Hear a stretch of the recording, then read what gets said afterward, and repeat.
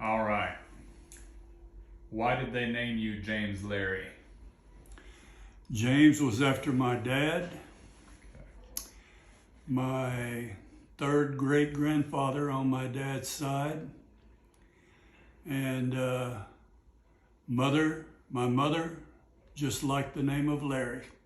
Do you know where she heard that? On the radio. Do you know what program? I don't. Okay. When and where were you born? I was born in Athens Hospital, which is not where the present hospital is now. This was on Market Street. I think it's 2 blocks off of the square. Okay. Okay. You know, was that going which direction Going off of Market west. Street? Going west. Going Okay. west. All right. Where did your parents live when you were born? They lived on New Cut Road, several miles out of town. And we've made a detailed video already that we posted to YouTube on that. so my daddy was a sharecropper. He rented that place and grew cotton on it.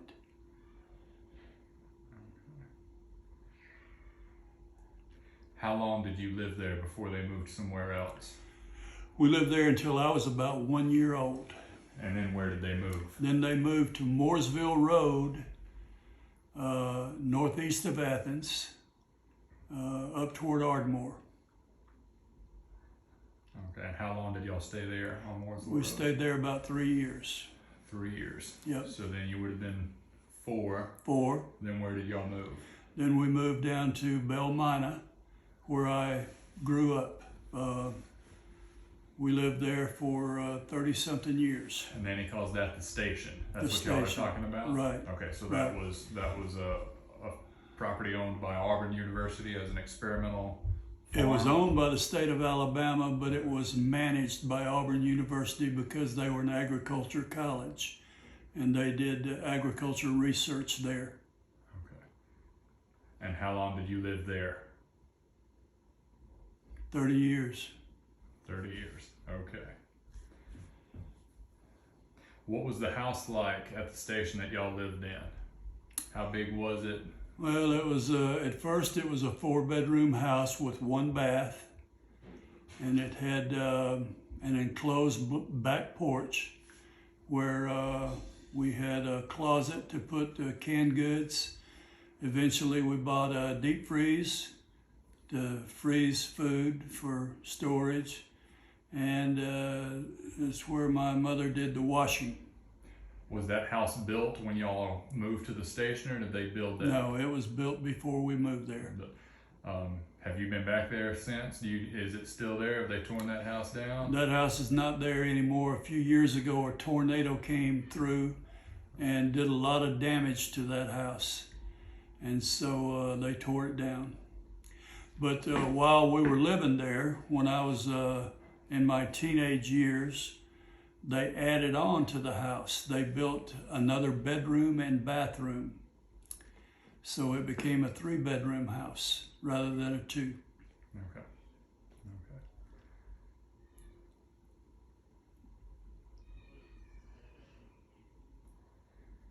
How old were you when you started going out into the cotton fields with your parents? 2 years old. 2 years old. Well, actually, 1 year old when I'd go out there, but I wasn't doing anything. Okay. My mother would just take me out there and sit me on the ground, and she would do the work. She would either be chopping cotton or picking cotton, but I was just out there. So then when I was 2 years old, she made me a sack so that I could pick cotton. She made it out of a cloth flour sack. And she made me start picking cotton, which I wasn't too happy about that, but she was pretty persistent. She was pretty persistent. So that was just to make sure you didn't hurt yourself, stay out of trouble. Would she make you stay near her She would while you were stay picking near cotton? her while I was picking cotton. Okay. And the main purpose of that was she was teaching me that I needed to work. It worked. It worked. All right.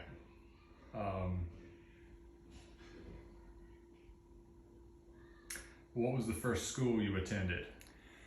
My first school was Mooresville Belle Mina School. It went from the first grade through the ninth grade. And when I started the school, there was no such thing as kindergarten. When you started the school, you started in the first grade. Okay. Who were some of your classmates you went to first grade with? You remember? Yeah, Joe Marsh, Sue Marsh,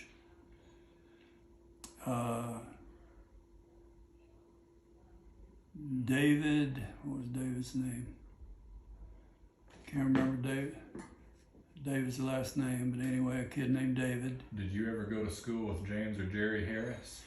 James and Jerry Harris went to school there as well. James was 2 years older than me, Jerry 2 years younger, but yes, I did go to school with them. Where were they living when they would go to school there? They lived over on off of Highway 31 on Dub Shaw's farm. Their dad was a truck driver, but he rented a house from Dub Shaw, and their mother Ruby and all the Harris kids would work in the cotton fields for Dub Shaw. They would chop and pick cotton. And Ruby was Milton's sister? Ruby was Milton's sister. His younger sister? Just younger than him. Okay. What other cousins lived near you? Well, later on, whenever Uncle Sam and Aunt Reen started having children, they had Sue, Diane, and Roger, and they lived near Piney Chapel, which was not too far from us. And then Evie Mae Green lived in Decatur, and she had Debbie, Butch, Rick, and Pam. And so they didn't live too far away. Okay. Also, some of my mother's siblings, her sister Odell had a son named Roy Brannock, and they lived fairly close to us. Her sister Lucille Clark had 3 girls, Helen, Brenda, and Patsy, and they lived in the West Limestone area. Okay. How close did you live to your grandparents when you were younger?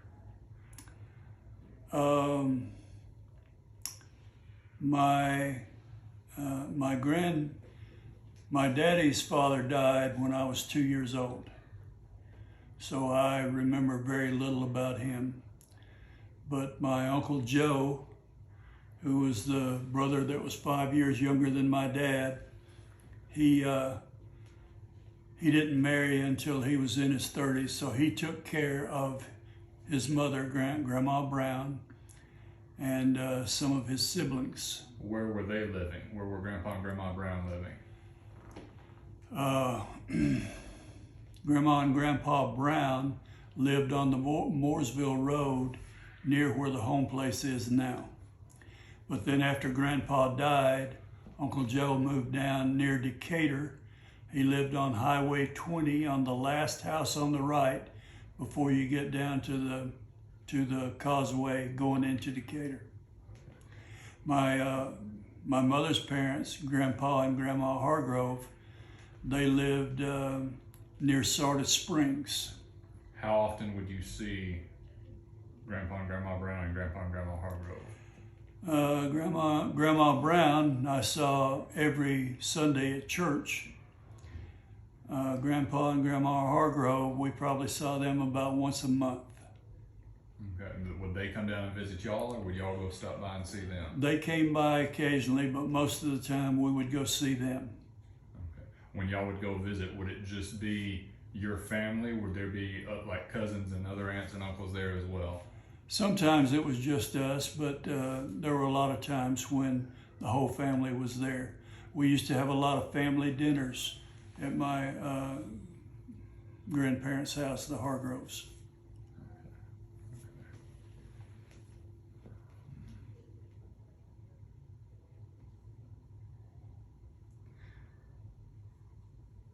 How often so you only moved a few times as a child, most of your childhood and growing up you spent there at in Belmont. Okay. Right. Okay. If you run out of questions, we can just go through these as well. Okay. Who taught you how to drive a car? My mother. When I was a young teenager, like 12 years old, we would work out in the cotton field. And we had an old farm truck that we used to drive to take us from home to the cotton field. And my mother would let me drive that truck out in the field sometime. Okay. Not on the roads, but just around the fields while we were working. Was that a stick shift? It was. They were all stick shifts All back stick then? shifts back then. Do you remember what the truck was? It was like a 52 model Chevrolet truck. Okay. When did you get your driver's license? When did you start driving on the roads? As soon as I turned 15, I took my driver's test, written test, and I passed that. Then I started driving with my parents at 15 years old. And back then we did early morning seminary at the church, and I would drive to seminary to the church and back every morning with my mother. You drive to the church in Decatur from Belmont? No, the church was at Tanner. Okay. Who was the seminary teacher? Brother Campbell was a seminary teacher to start with. Curtis Campbell. And I don't remember who it was after that. Okay. What's a funny story that you heard about your parents, or that you witnessed about your parents? What's something funny about them that you might want to share? Well, there wasn't a lot of humor in our house, and I really can't remember any kind of funny stories about my parents. Okay. One funny story was when I was about 12 or 13 years old, we had a place back at the back of the farm called the Park. We called it the Park. And they would have barbecues back there. Back then, the co-op at Athens would have a barbecue, and everyone who traded with them, like all the farmers in the county, they would invite to this barbecue. And so one day we went to the barbecue, and there was a teenage boy there that was a little older than I was. And he had driven one of the farm's pickup trucks back to the park where the barbecue was. And then he had parked it and gone on in the park there, and was getting him something to eat, and they would have like a drawing where they would give away prizes and stuff. So he was back there doing all that, and I decided to go back home. So I got in the truck and started driving back toward the shed where the trucks were parked. And in doing so, I passed my daddy, and he was not very well pleased about me driving that truck, and he hollered at me and made me stop and made me scoot over, and he drove the rest of the way. Then after we got home, I paid for it. He didn't like it just because you were so young, or why? Yeah, because I was so young, and he said if I hit anything that he could be sued. And, it would cost him a lot of money. So How old were you? I was about 12 or 13. When did you start playing basketball? Well, I really didn't start playing on a team until I was in the 9th grade. We've got about a 5-minute video on that. Okay. So that's when I started playing basketball. Okay. And then, if you want to ask more questions, we can. You can. Let's go through some of these. I don't remember. All right. So when you were going to elementary school for perfect attendance, you would get silver dollars from the principal, Mr. Pettis. Right. Is that right? Right. So what did you do with those silver dollars? We saved them. You saved them. Yeah. How many did you have? 4 or 5, I think. 4 or 5? Where would you keep them? My mother kept them. She had a little bag that she put them in and stored them in the closet. What happened to those silver dollars? As far as I know, they're still in her closet.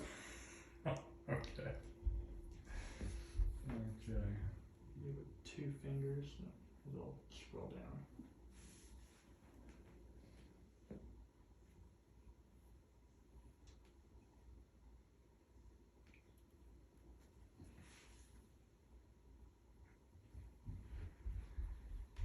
How far away did the Greens live from y'all growing up?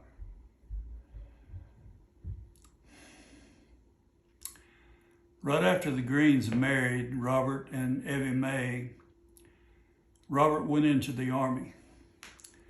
And he was in the Korean War. Okay? Okay. And so they were in Korea for a while. And I don't know how long he was in the Army, I guess 3 years. And after he returned home, he lived on the Shaw Farm, which is over off Highway 20 near Mooresville. And that's where he had lived before. He had kind of grown up there and worked for Dub Shaw on the farm. But after he returned home from Korea, he applied and got a job at the Monsanto Corporation in Decatur. And then when he got that job, they moved to Decatur. And so they lived there for the rest of their life. Okay. So we lived at Belmina, they lived at Decatur. It's not that far apart. So y'all see them We'd- going to church? And We'd see them every week at church. would you see them more often than that?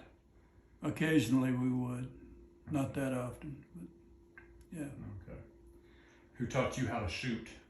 My dad, Your dad? What did he teach you to shoot with? 22 rifle and a 20 gauge shotgun. Is that what me and Russ have? That's what Russ has, yeah, the 20 gauge shotgun. The rifle is the one that is lost right now that Gunsmith had. Okay. But anyway, my dad was a really good shot.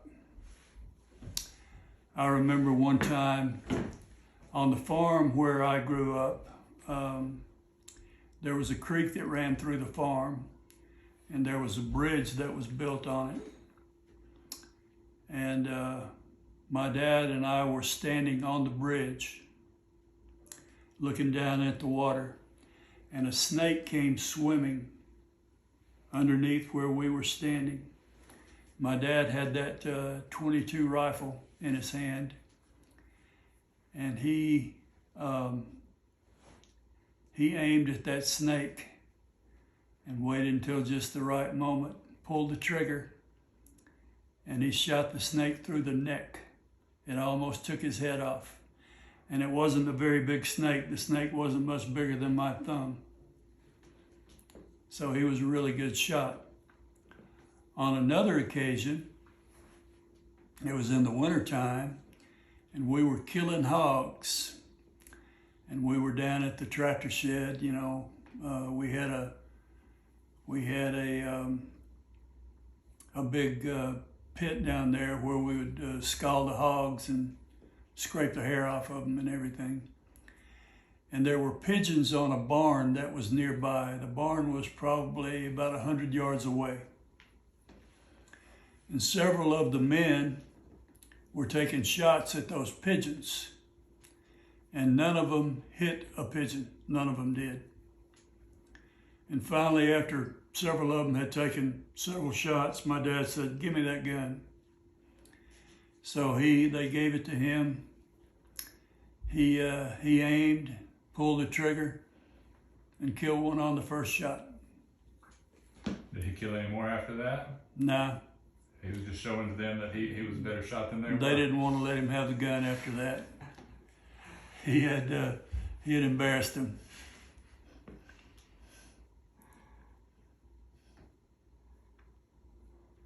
He used to take me squirrel hunting when I was a kid.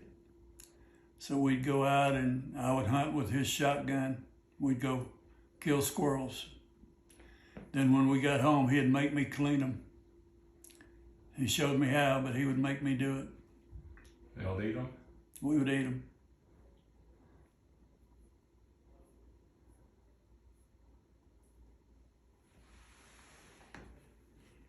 Also rabbits, Just around the farm? just around the farm. And we raised a lot of corn on that farm, and so dove like corn.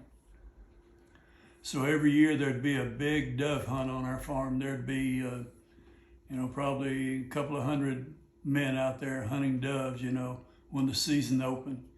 Doves would be flying all over the place, and these men would be shooting them.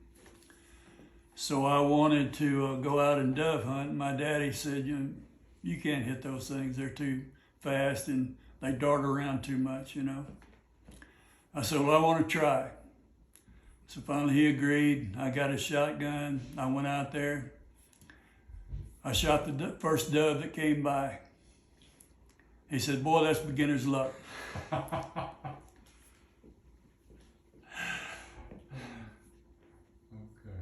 Okay. All right. You've told us a story about Linda Harris, you walking up to her driveway and they said, Larry's coming, and she would say, hide the peanut butter. Yeah. I wouldn't be walking up her driveway. My parents would be driving, coming up there. They'd be driving. They'd be driving me up there, to visit the Harrises. We visited the Harrises pretty often. How old were you? I was a teenager. You were a teenager? Yeah.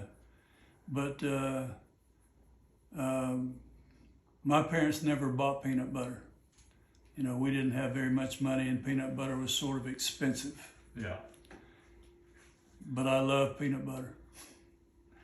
And so every time Linda saw me coming, she would say, here comes Larry, hide the peanut butter. Would they hide it from you? No. She just didn't want you. Who would tell you that's what she said? James would tell us that Linda had said that. Uh-oh. What would Linda say after that? Was she ashamed that she got told on, or did she not care? She didn't care. She didn't care. Okay. Tell the story about mayonnaise. Who was that first tried mayonnaise? Oh yeah, Oh, was it Grandpa Hargrove? Grandpa Brown. Grandpa Brown. Okay. Okay. Okay. I don't even know what year this was, whether it was in the late 30s or late 40s or whatever. But anyway, I think mayonnaise had been around in Europe for a while, maybe in Paris or somewhere. But it did not get popular in America until, the early 1900s. And so my grandpa had been hearing people talk about mayonnaise.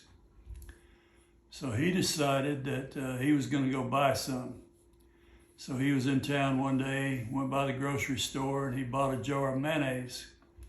And he brought it home. And he announced to everybody in the house that he had bought a jar of mayonnaise and they were going to try it out.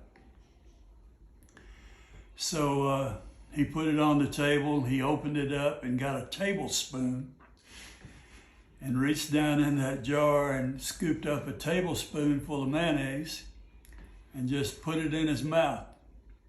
And everybody was standing around watching him. He didn't know how you're supposed to use it, And so they said he stood there for a minute and he got this terrible look on his face. And then he looked up and he said, "We're runt." He didn't like the taste of plain mayonnaise. He didn't like the taste of plain mayonnaise. And so who would have been in the room probably at the time? And when my dad was there, he's the one that told me about it. I know he was there, Okay. so probably, Evie Mae?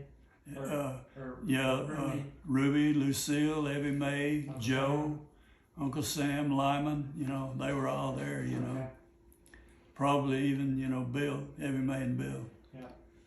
But And my daddy said after that, none of them touched the mayonnaise.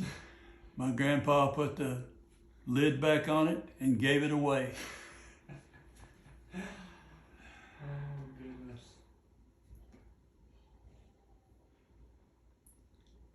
All right, what did you like to do as a child? What was something fun you would do when you were growing up? The main thing I like to do was ride my bicycle. I got a bicycle when I was 8 years old for Christmas, and I loved to ride that thing. And I would ride all over that farm. And I think that's one of the reasons why I had good legs for jumping, you know. When I was in high school, I could dunk the basketball, you know.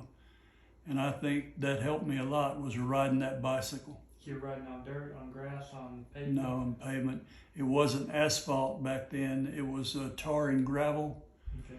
So they would come along with road graders and grade the gravel road down really smooth. And then they would have a truck that would come in there and it would spray tar. It had a boom across the back of it. And it would spray hot tar on the road. Then after that, they had like dump trucks that would come along and they would raise their dump bed up, you know, and back up.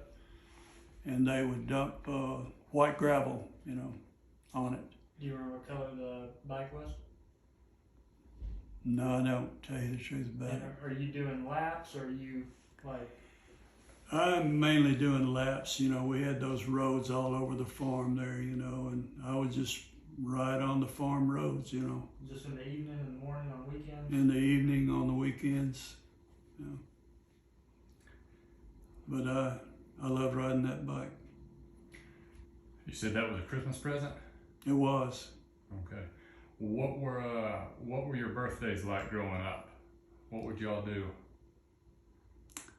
My mother would always make a nice, of course I had a nice dinner every night, but you know, she would make a good meal, and she would make me a birthday cake.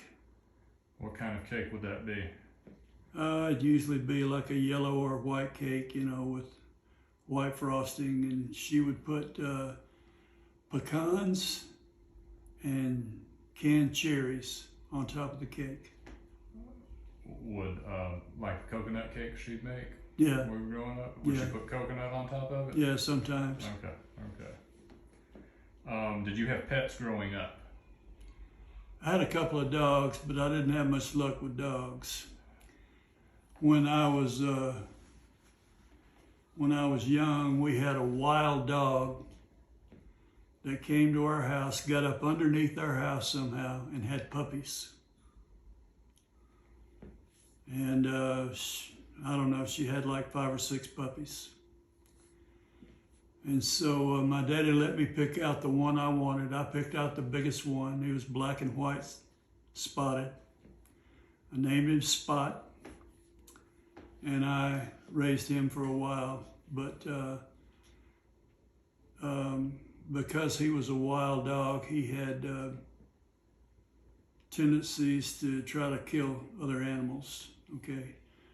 And so we raised chickens on the farm, and he would chase chickens and catch them. He wasn't shepherding them, he was Yeah, he was attack. attacking them, biting them. Yeah.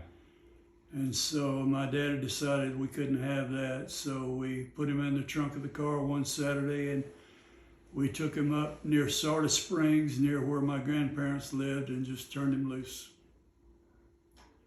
And then drove away. And then, Nobody else wanted him? Y'all couldn't have given him to the Harrises or We Greens did- or I anything? don't know. I don't know. Okay. That wasn't my decision, so. tell that story about you getting the white German Shepherd in the cage. Okay, well, all right, let me tell you another one. After that, another wild female dog came to our house, and she had puppies, and we gave all the puppies away, but we kept her. Well, since she was a wild dog and had to fend for herself, you know, she also would kill chickens. And so she had killed some chickens one day, and the man who was the the boss of the farm, got his gun and shot her, killed her. How long did y'all have her? Just a few months. A few months. Then when I was like 19 years old, we had a family that lived in Decatur that were members of the church. They lived in our ward, and they raised purebred German Shepherds. And they would breed their female dog to another German Shepherd male that had, a good pedigree. And then they would register their dogs, and they would go to shows. They were actually showing their dogs in competitions. Well, in one of the litters that they had, one of the dogs, instead of being black and tan, like German Shepherds usually are, one of the dogs was solid white. And because he was solid white, he wasn't allowed to compete in the shows. And so they didn't want to keep him. They wanted to get rid of him because he was of no use to them. So they gave him to me. And so I went over there to their house to get him one day, or I thought to get him. So the lady had me sit down in the den, sit down in a chair in the den. She went to the back door, and when she opened the door, the dogs came up. Well, she let him come in, the white one. And he was excited to get in the house, and when he got in, he just ran right past me. He ran down the hall, down the end of the hall in the house, and turned around and came back. And when he got back to the den, he saw me, and he was not happy. And he just stopped there and started growling at me. So she talked to him a little bit and petted him, tried to assure him that I was all right, that I wasn't going to hurt anything. And then she went to the refrigerator and she got out a hot dog, a wiener. She broke it into small pieces and gave it to me, and she said, "He loves these. Hold one of them out in your hand. He'll come get it out of your hand." So I did. I held a piece of a wiener out in my hand, and I could tell right away that he wanted it, but he didn't want to come over there and get it from me. So he hesitated for a while, and eventually he gave in. So he came over there and he got it, and as soon as he got it, he ran away and he ate it. Then I would take another one, put it in my hand. He would do the same thing. But by the time he had finished that whole wiener, he wasn't running from me anymore, So he let me pet him. So I thought, well, time to go home. So I said, okay, I think I can take him home now. She said, no, not today. So I petted him for a little bit. She put him in the backyard and I left. So then I went there a second time. Same thing. Went in the house, sat down. She let him in. She gave me a wiener. I let him eat out of my hand, That time he warmed up to me a little faster.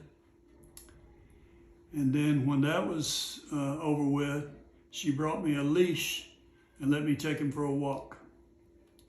So I walked him around the neighborhood, came back to the house.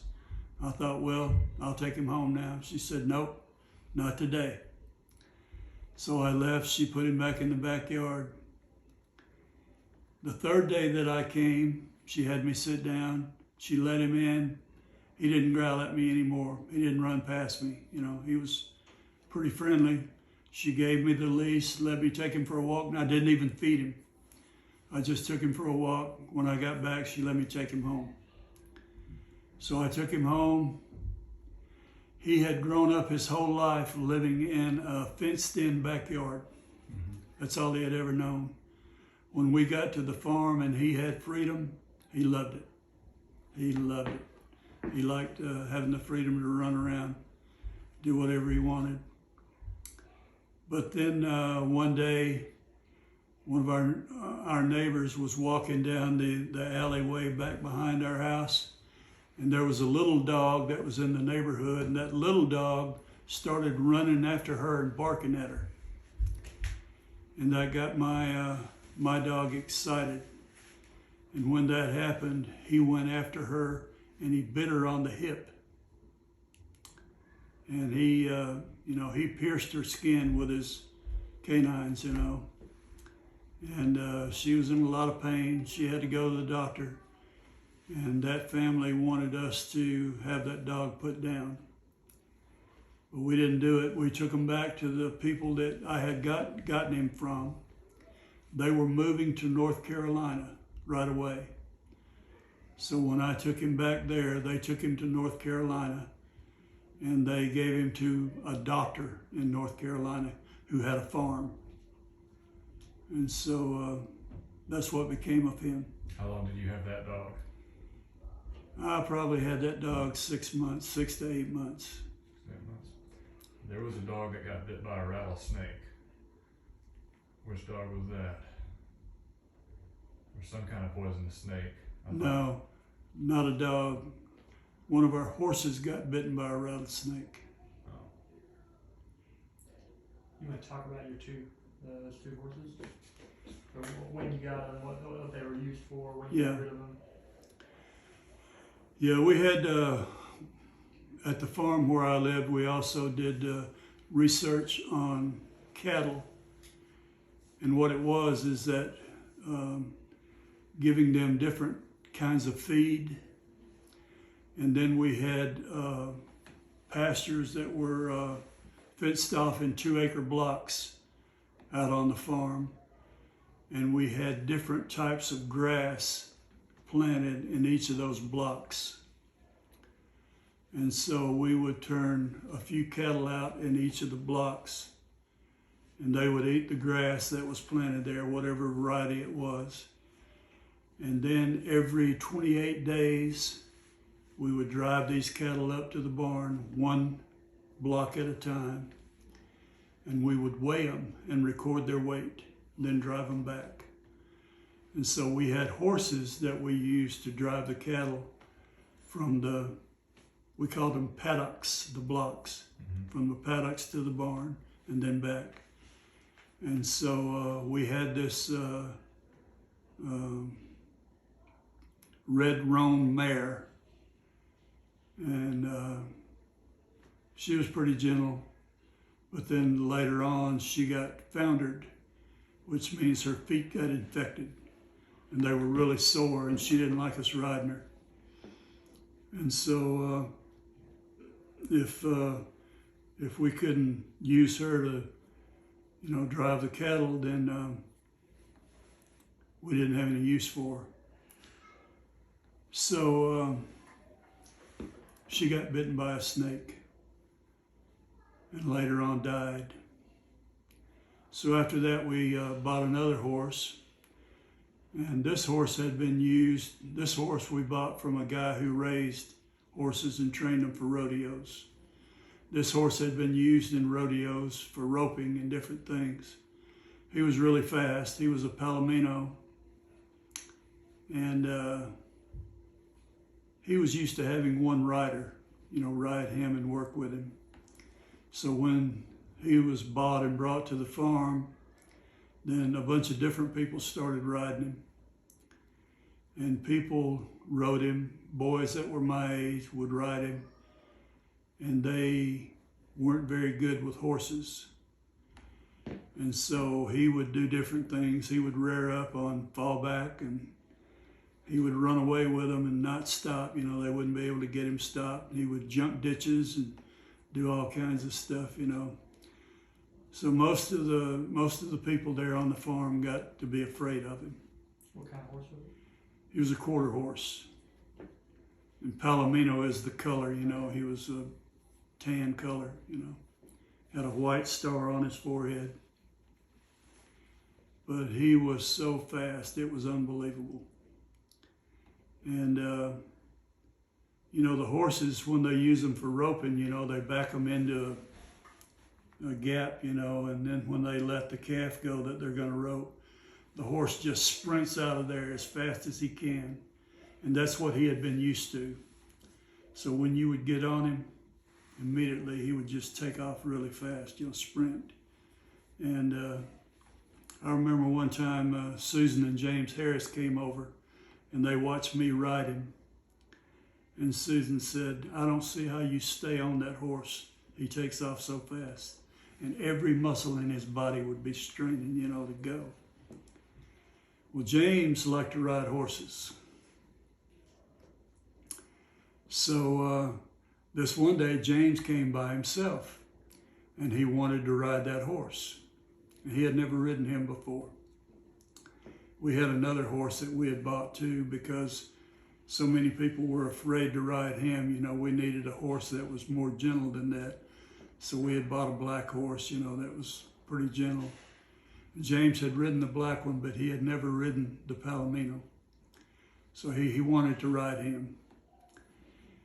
And the Palomino got to where he developed a condition called barn spoiled. And what that meant is he would not want to leave the barn. But if you were stern with him and made him leave the barn, then whenever you started back and he saw the barn, when it was in sight, he would take off wide open, run back to the barn.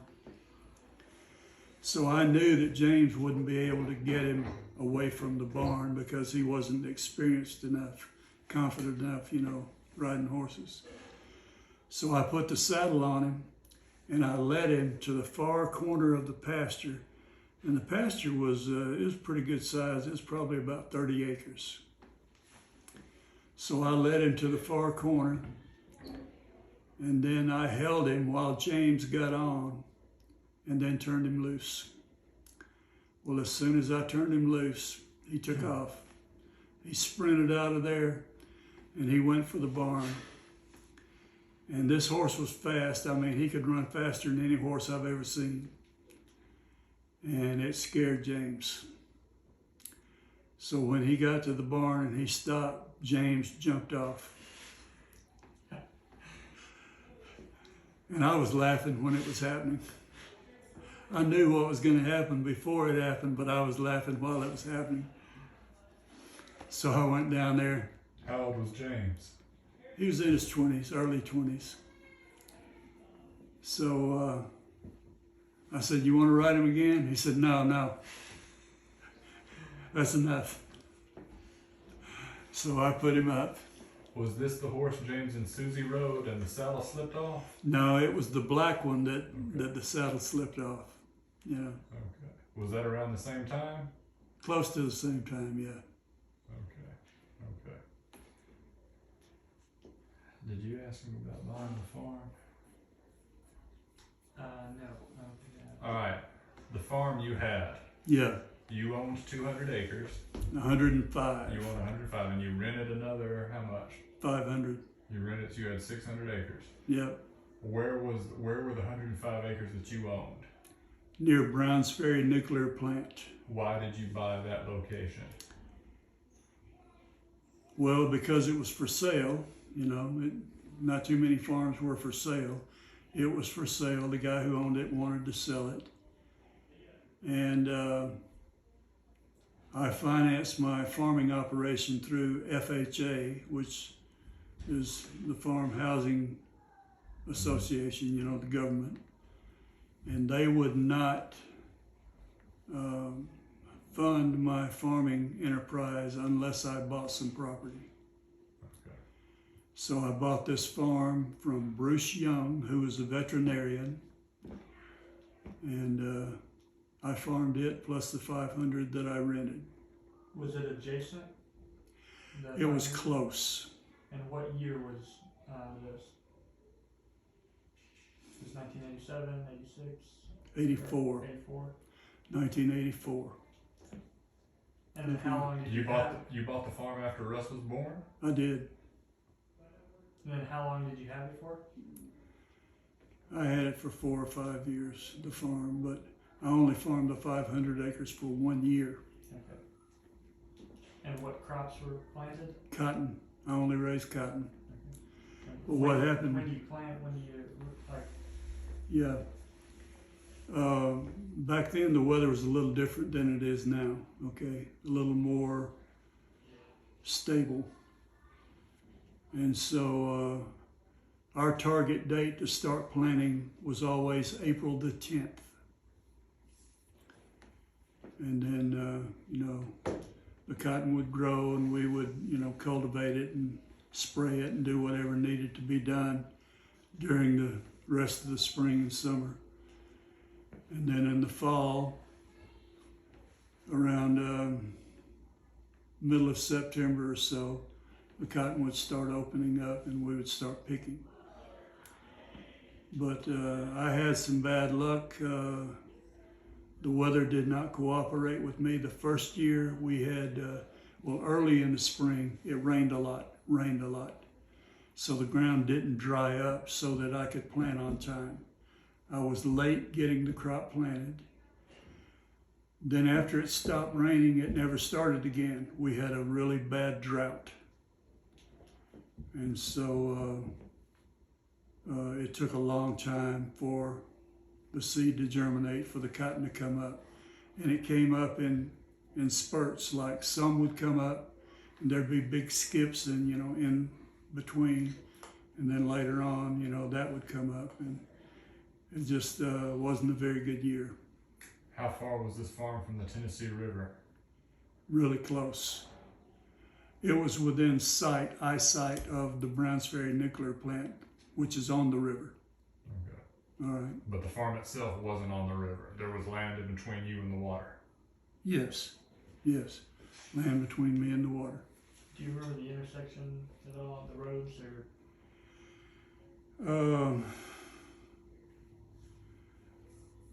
One of the roads is called Nuclear Plant Road.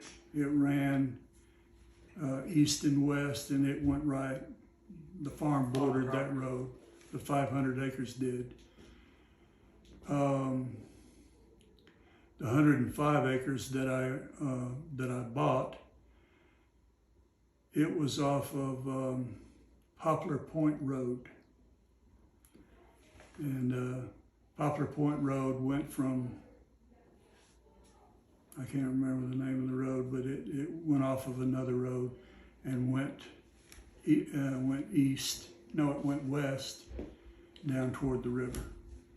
And my farm was on the right, on the north side of it. So where were you working when you and Mama got engaged and y'all got married before you bought and rented your farm? I was working at the Auburn University's farm. You were working at the station? Yeah, You I were was living working there? I had, they had set aside a house for me to live in, okay? And I had done some work on that house. I had painted the inside of it. I had done a little bit of remodeling on the house. I had taken out a wall to make a room bigger. And, but we never lived there. What happened is that your mama's mother, Dot Brannon, was bedridden. She had multiple sclerosis, and she was bedridden. So I decided to buy a house in Decatur that was close to them so that your mama could visit her mother every day. How did you have money to buy the house in Decatur? I just, I had to pay a down payment, just $1,000 is all I had to pay to buy the house. The owners financed it, okay? They had come into some money, they had inherited some money, and they had bought them a really nice house over at Point Mallard. And they were wanting to get rid of this house. And interest rates were really high at the time. And so nobody could afford to borrow money from the bank to pay the high interest rate that they would have charged. So these people agreed to finance the house and sell it to us at a lower interest rate. We paid them $1,000 down and then made monthly payments. His interest rates at the time, this was either during or right after the Carter administration. Interest rates are late teens, low 20%. Yeah. They're just crazy high. Yeah, 18% was the interest rate at the time. How long did y'all stay in that house in Decatur? Well, we Stay a bought it year, 2 before we years? married. I lived there probably a year before we married. And then we lived there till after Russ was born. So I'd say 4 years, probably. We stayed there. And then who did y'all sell that house to? We sold that house to, Was it somebody y'all knew, or just y'all just put it on the market and we somebody put it on the market, but the people who bought it, I had met before. They were from Athens. Okay. Okay.